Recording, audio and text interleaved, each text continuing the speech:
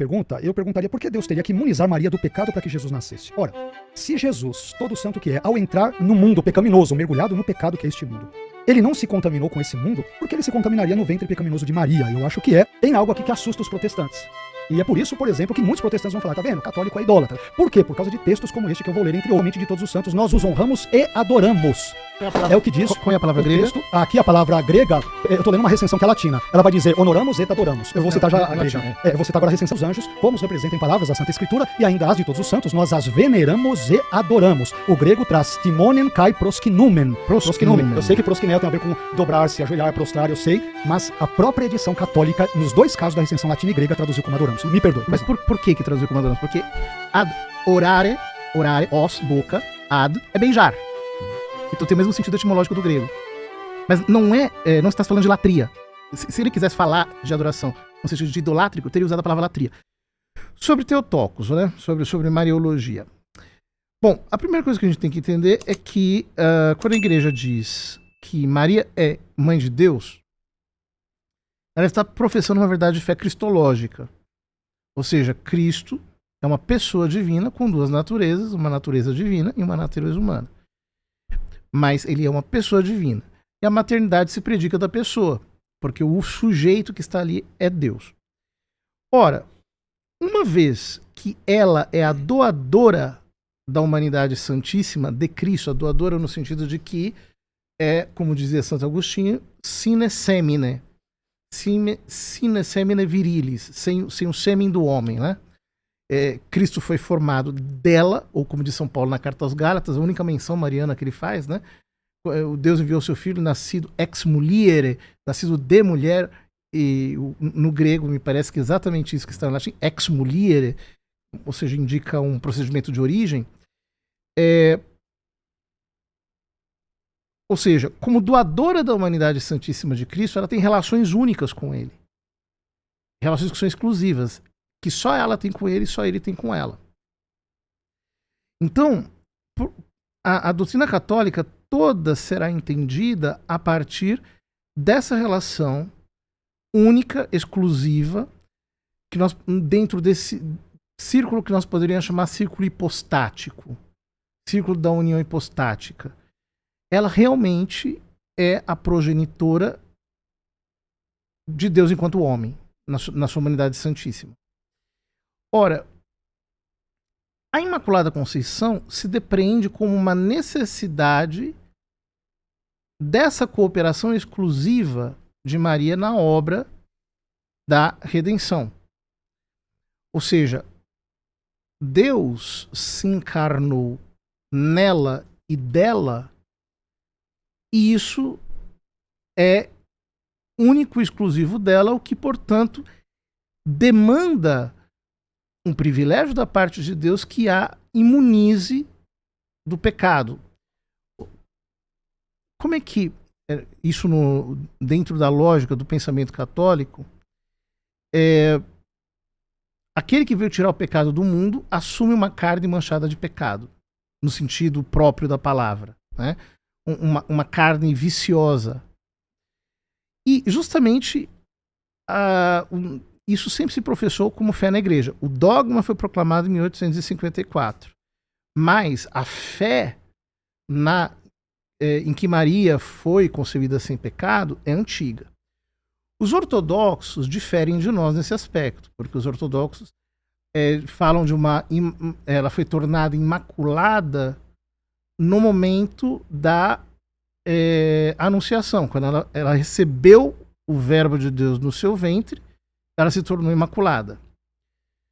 Mas essa teologia, né, ortodoxa, ela que os faz chamar de Maria de Panagia, toda santa, puríssima, santíssima, lá, né, com muitos louvores, às vezes até mais do que nós católicos ocidentais, né? Você pega o Acatistos, que é uma oração oriental, é uma sucessão de louvores à Mãe de Deus. Essa teologia, ela não afirma que Maria, mesmo sem ser imaculada, que ela tenha pecado. É que, na concepção ortodoxa, o que se entende por pecado original é um pouco diferente do que nós entendemos por pecado original, né? Então, na concepção ortodoxa, isso está mais ligado com uma espécie de enfermidade, né? E está muito mais ligado em corrupção, a que o pecado submeteu o homem à corrupção e às fraquezas da carne. Então, Maria, nesse sentido, ela na teologia deles é plenamente humana. Na nossa teologia, na teologia ocidental, em que nós entendemos o pecado original como uma culpa herdada, não faz sentido que ela, sendo, digamos assim, a matéria-prima da qual Deus fez a humanidade santíssima do seu Filho, seja contaminada pela culpa original, tenha sido nem por um instante escrava de Satanás. No fundo é isso. Ok? Pode ir. Bom, num primeiro momento aqui, padre, eu perguntaria por que Deus teria que imunizar Maria do pecado? É claro que eu entendo perfeitamente a fala do senhor. E antes disso, é importante dizer que nós protestantes, é verdade que algumas pessoas avançam o sinal vermelho, chutam o pau da barraca, até tratam de uma forma desprezível Maria, e isso é um grave engano. Nós respeitamos nós protestantes. É evidente que eu não tenho procuração para falar sobre todos os protestantes, mas é importante dizer que nós respeitamos Maria. Nós apenas não atribuímos à mesma todos esses elementos, esses predicados, esses dogmas da Imaculada Conceição, da virgindade perpétua e da ascensão, como, por exemplo, o catolicismo faz. Mas nós temos profundo respeito por ela. É importante aqui deixar esse ponto aqui. Mas voltando à pergunta, eu perguntaria por que Deus teria que imunizar Maria do pecado para que Jesus nascesse? Ora, se Jesus, todo santo que é, ao entrar no mundo pecaminoso, mergulhado no pecado que é este mundo, ele não se contaminou com esse mundo, porque ele se contaminaria no ventre pecaminoso de Maria. Eu acho que guardadas as devidas proporções, a mesma lógica. Então, Maria não precisava ser santa ou isenta do pecado original ou de qualquer outra coisa para gerar um Jesus santo. Deus, por meio do seu Espírito, não está limitado a esses tipos de circunstâncias. Então eu entendo de novo que é um non sequitur, né? Não se segue essa perspectiva. Me permita citar alguns pais da igreja, vou tentar ser breve, mas, por exemplo, a crença na Imaculada Conceição de Maria foi rejeitada por Orígenes. Orígenes, nas suas homilias sobre Lucas, mais precisamente na homilia 17, ele vai comentar o seguinte, ao comentar sobre Lucas 2,35, que diz que uma espada traspassaria a alma de Maria, ele diz o seguinte nos parágrafos 6 e 7. Eu vou pular aqui porque tem muita coisa para tentar ser mais breve. Por que pensamos que a mãe do Senhor estava imune ao escândalo quando os apóstolos ficaram escandalizados diante da morte de Jesus, da proximidade da cruz e aquela coisa toda? Se ela não sofreu escândalo na paixão do Senhor, ela é Maria, então Jesus não morreu pelos pecados dela. Mas se todos pecaram e estão destituídos da glória de Deus, Romanos 3,23, mas são justificados pela sua graça e redimidos, então Maria também ficou escandalizada naquela época. E Orígenes vai aprofundar, no parágrafo 7, piora, ele vai dizer, a espada, que espada é essa que penetrou em Maria? A espada da infidelidade, ela foi infiel ao agir com escândalo diante da morte de Jesus, a espada da infidelidade a traspassará e você será atingida pela lâmina da incerteza e seus pensamentos a despedaçarão quando ouvir, isto é, quando ver Jesus crucificado. Essa é a perspectiva, por exemplo, de Orígenes. Além disso, a crença na Imaculada Conceição de Maria também foi rejeitada por Bernardo de Claraval, já num contexto bem mais tardio, que viveu ali entre 1090 e 1153. Na sua carta 174, ele vai dizer, entre outras coisas, o seguinte: se, portanto, antes de sua concepção, ela, isto é, Maria, não poderia ser santificada, visto que ela não existia antes, é evidente, nem na própria concepção, por causa do pecado que era inerente a ela, ou seja, a Maria. Bernardo está falando do pecado original, é inerente a ela, né? E ele vai dizer que resta crer que ela recebeu a santificação a existir no útero após a concepção, o que, ao excluir o pecado, tornou seu nascimento santo, mas não a sua concepção. E aí ele vai dizer que essa ideia de santidade no nascimento, a ninguém foi dado ser concebido com ele, com esse tipo de santidade, o que inclui, evidentemente, nessa perspectiva Maria. Ele cita várias outras coisas, mas eu quero pular aqui para a fala de um teólogo católico, talvez conhecido do senhor, que é o Afonso Murad, né? Um doutor na teologia católica, o senhor deve obviamente conhecê-lo. Não conheço pessoalmente, mas li a obra dele. E ele vai dizer o seguinte sobre o dogma da Imaculada Conceição. Por exemplo, a crença na Imaculada Conceição não foi consensual no decorrer da história da Igreja. E ele vai citar Bernardo de Claraval, que eu acabei de citar aqui. Ele apenas vai citá-lo brevemente, eu citei com mais detalhes. Grande devoto de Maria, São Bernardo de Claraval não a aceitava por considerá-la incompatível com a universalidade do pecado original, ou seja, a perspectiva chamada protestante. E aqui tem outro elemento importante, padre, e eu acho que bem delicado também, que eu vou citar, e eu vou pegar um gancho porque envolve a adoração a Maria. Eu não vou citar com detalhes porque eu não vou ter tempo, né? Mas, por exemplo, quando nós pegamos a veneração das imagens sagradas no quarto concílio de Constantinopla, que é o 8º concílio ecumênico e que se dá na sua 10ª sessão, ali, 869 a 870, isso está na obra do Compêndio dos Símbolos, Definições e Declarações de Fé e Moral da Paulinas e da editora Loyola, editoras católicas. Tem algo aqui que assusta os protestantes. E é por isso, por exemplo, que muitos protestantes vão falar, tá vendo? O católico é idólatra. Por quê? Por causa de textos como este que eu vou ler, entre outros. Então eu vou ler aqui. Tem aqui o texto latim, o texto grego, eu vou ler em português bem rápido aqui, qualquer coisa me corte. Vamos lá. Do mesmo modo também, esse documento desse concílio, do mesmo modo também a imagem da Imaculada, sua mãe e genitora de Deus, Maria, e além disso pintamos também as imagens dos santos anjos, como os representam em palavras a Divina Escritura, mas também as imagens dos apóstolos, tão dignas de louvor dos profetas, dos mártires, dos varões santos, igualmente de todos os santos, nós os honramos e adoramos. É o que diz Qual é a palavra grega? Texto. Aqui a palavra grega, eu estou lendo uma recensão que é latina. Ela vai dizer honoramos et adoramos. Eu vou citar já a grega. Latim, eu vou citar agora a recensão grega. Citei primeiro a latina. Eu vou citar rapidinho para não pegar o seu tempo, tá, padre? Rapidinho. Agora a recensão grega. Agora eu vou responder sua pergunta. Do mesmo modo também, e a tradução é católica, não é minha. Do mesmo modo também, a imagem da Imaculada, sua mãe, e as imagens dos santos anjos, como os representam em palavras da Santa Escritura, e ainda as de todos os santos, nós as veneramos e adoramos. O grego traz timonen kai proskinumen. Proskinumen. Eu sei que proskinel tem a ver com dobrar-se, ajoelhar, prostrar, eu sei, mas a própria edição católica, nos dois casos da recensão latina e grega, traduziu como adoramos. Me perdoe. Mas por que traduziu como adoramos? Porque orare, os, boca, ad, é beijar. Então tem o mesmo sentido etimológico do grego. Mas não está falando de latria. Se ele quisesse falar de adoração no sentido de idolátrico, teria usado a palavra latria. Mas vamos lá. Tem bastante coisa que o senhor falou. Por que Deus precisaria imunizar Maria do pecado?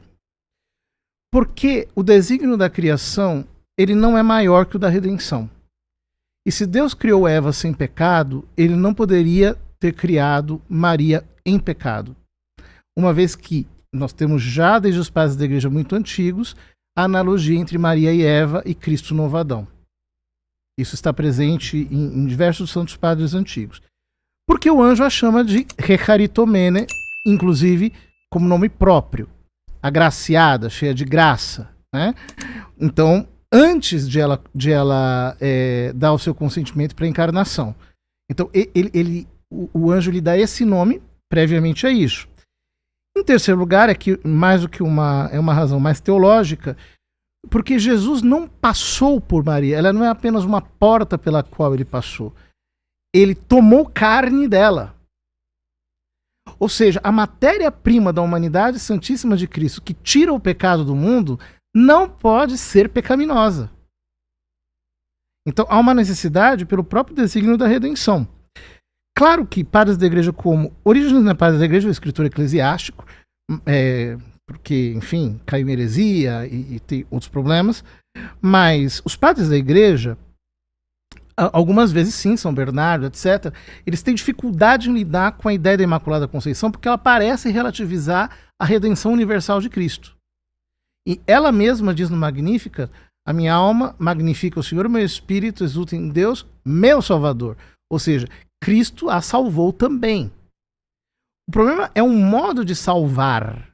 A Imaculada Conceição não é uma espécie de exceção na universalidade salvífica de Cristo. Cristo a salvou por antecipação. Do mesmo jeito, eu posso salvar alguém que foi jogado num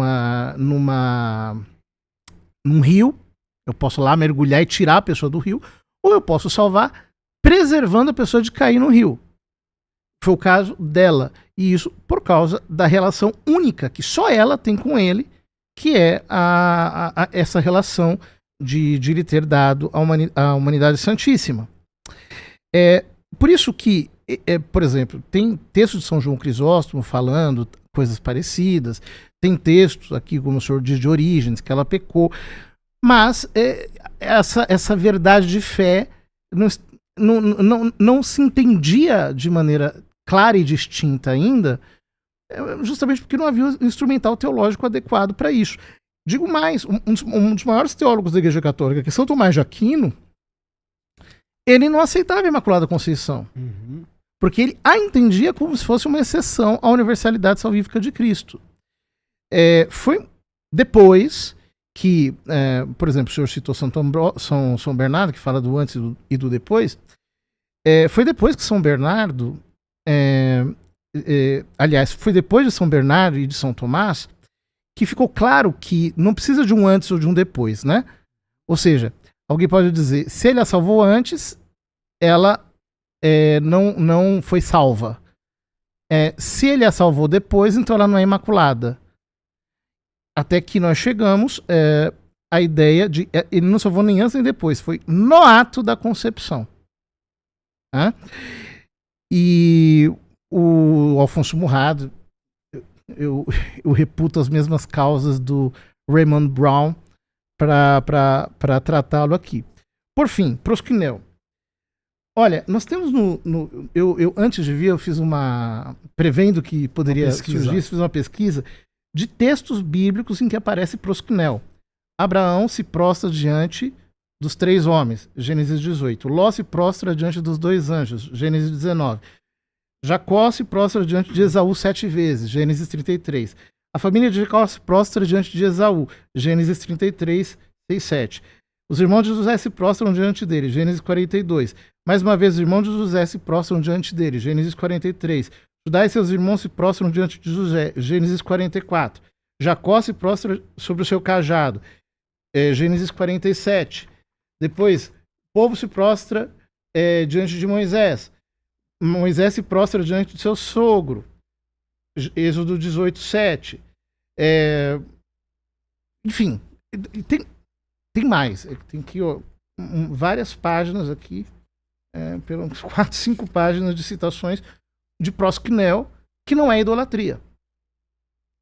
Então, é muito importante diferir as duas coisas.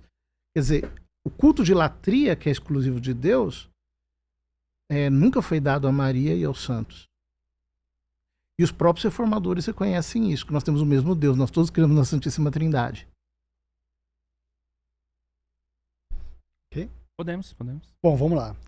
No caso desses vários personagens que se prostram, padre, na Bíblia, é verdade, mas eles se prostram, o senhor citou o contexto, sobretudo veterotestamentários, e essa ideia de você se prostrar diante de alguém, por uma questão cultural, de deferência no Antigo Oriente Próximo, não só em Israel, mas nas nações circunvizinhas a Israel no Antigo Oriente Próximo, era comum. Então, de novo, eu não posso pegar esses elementos culturais antigos e, de novo, transferi-los para um contexto de um concílio onde esse culto a Maria já começa nos primeiros séculos da igreja. Então, você tem uma situação distinta. E, a meu ver, eu entendo o que o senhor falou, a questão de prosquinel, que ele pode ter um sentido amplo e tem, só de se encurvar ou de adorar, mas a questão é que em nenhum momento, por exemplo, esse compêndio que envolve símbolos da fé católica e tudo, explica. Então, para quem ler, veneramos et adoramos, ou seja, nós veneramos e adoramos. O que é adorar para qualquer pessoa, sem que haja uma nota aí, quer dizer, nós estamos adorando a imagem de todos os santos e tudo. Mas vamos lá, deixa eu fazer umas considerações ao que o senhor falou. Primeira consideração, em Lucas 1, 28, a expressão grega que charitomene, que o senhor citou, ela vem de charito, que significa, segundo o BDAG, um dicionário bem emblemático do grego, de Bauer, Denker, Arndt e Gingrich, significa alguém que foi favorecido por Deus. Somente isso. Não existe nada no texto grego que sugira que tal favor divino envolva, por exemplo, a ideia de Maria ser preservada imune de toda mancha original do pecado, ou do pecado original, ou que Maria tenha permanecido, como alguns pensam, por exemplo, virgem durante toda a sua vida e tenha seguido uma perspectiva celibatária. Não há nada disso no termo grego que exija isso. Aliás, muito pelo contrário, esse mesmo verbo haritô, ele é usado, por exemplo, em Efésios 1,6, quando Paulo diz a respeito dos cristãos em geral que a graça de Deus nos favoreceu, e haritosen, no amado, isto é, em Cristo. E nem por isso os cristãos eles são sem pecado nem nada, muito pelo contrário. Então esse elemento verbal, eu acho que ele, na minha modesta perspectiva, ele não procede à ideia do verbo haritô. Não há nada nele que exija semanticamente, remotamente, a ideia de Maria ser preservada do pecado original e assim por diante. Uma outra consideração é a seguinte: Maria, em Lucas 1,47, no Magnificat, ela admite que precisa de um Salvador, quando diz: o meu espírito se alegra em Deus, meu Salvador. O senhor comentou brevemente esse termo. O que acontece? Aqui o termo grego para Salvador, ou seja, soter, ele aparece mais uma vez apenas no Evangelho de Lucas, que é Lucas 2,11, quando é dito, por exemplo, pois na cidade de Davi vos nasceu hoje o Salvador, soter, que é Cristo o Senhor. Então aqui o substantivo Salvador, ele possui um sentido teológico redentivo, ou seja, Deus salva os pecadores dos seus pecados, o que evidentemente também inclui Maria nesse sentido. Eu imagino que o senhor, diante do que o senhor mencionou, o senhor disse que existem dois modos de salvar alguém, não é isso? Você pode salvar alguém, por exemplo, depois da queda, que é o que nós protestantes entendemos com Maria e com todos os seres humanos, de forma geral, ou você pode preservar alguém da queda, que é o que o senhor postulou. Porém, o sentido mais natural, comum, ao longo de toda a Bíblia, todo o Novo Testamento, inclusive Septuaginta e Novo Testamento grego, envolve, por exemplo, a ideia do termo do substantivo Salvador, ele ser usado em sentido, claro, no presente caso, redentivo, né? Envolve salvar alguém que caiu em pecado e não preservar ou impedir alguém previamente, antecipadamente, desta queda. Então é essa questão que eu acho também complicada. Eu não tenho...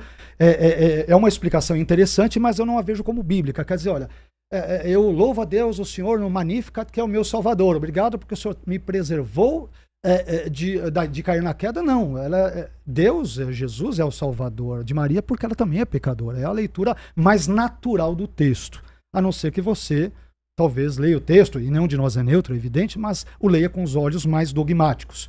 Uma outra perspectiva que eu diria, uma terceira consideração, é a seguinte: a Bíblia é clara ao dizer que o pecado afetou todos os seres humanos sem exceção. E isso evidentemente inclui Maria. Se não, acompanhe por favor o meu simples silogismo. Premissa 1. Todo ser humano peca. Premissa 2. Maria foi um ser humano. Conclusão. Logo, Maria pecou. Então, se as duas premissas são verdadeiras, segue-se que a conclusão é verdadeira. Além disso, esse conceito de pecaminosidade universal da humanidade encontra apoio farto nas Escrituras. Romanos 3,23, Paulo diz que todos, pantes, pecados e destituídos, estão na glória de Deus. Não há nenhum elemento indicativo no seu contexto de que haja exceções a essa regra. Além disso, 1 João 8, eu vou terminar com esse texto, diz que se dissermos que não temos pecado, enganamos-nos a nós mesmos e não há verdade em nós. Se Maria pudesse dizer que ela não é pecadora, ela seria mentirosa e poderia piorar ainda mais o seu estado enquanto pecadora, como todos nós somos diante de Deus. Bom, 1 João 8 não me parece uma afirmação mariológica, não é essa preocupação nem de João, em João 1,8, nem de Paulo, em Romanos 3,23. Ele está fazendo realmente uma afirmação universalista. E, ao mesmo tempo que eles estão fazendo uma afirmação universalista, ou seja, mais uma vez, não se trata de doutrina mariológica, mesmo nesse caso, ela não é uma exceção à regra. Porque um modo de salvar é o que faz com que ela seja preservada. Ou seja, se não houvesse uma ação de Deus, uma ação preservadora de Deus, ela seria pecadora. Então, Deus é o seu Salvador, em previsão dos méritos de Cristo, inclusive. Essa é a doutrina da Igreja Católica. Depois, o senhor fala de recaritomene, haritó, significa ser favorecido. E é muito interessante porque quando nós lemos no capítulo 1 de São Lucas, o anjo diz: achaste graças diante de Deus. Que é a mesma expressão que aparece para Noé. Noé achou graça diante de Deus. Gênesis 6. Gênesis 6.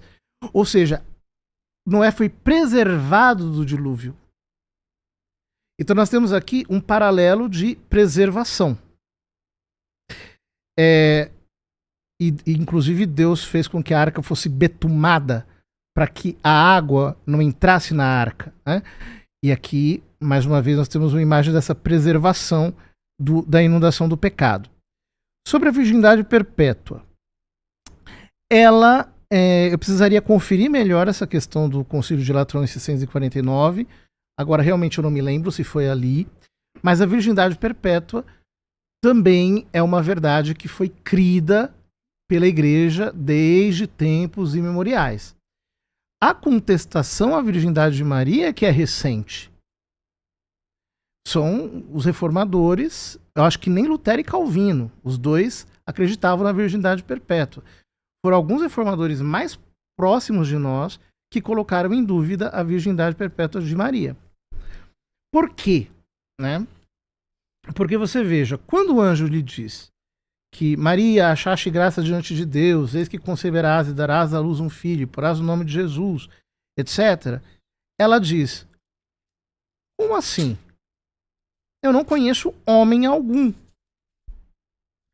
E aí, só que, veja bem, logo no versículo 26 diz: quando Isabel estava no 6º mês, o anjo Gabriel foi enviado por Deus a uma cidade da Galileia chamada Nazaré, a uma virgem prometida em casamento a um homem de nome José, da casa de Davi. Como é que ela diz aqui, não conheço homem algum? É uma incoerência interna do texto. Ou seja, isso deflagra, isso demonstra a não intenção marital, do ponto de vista de consumação carnal.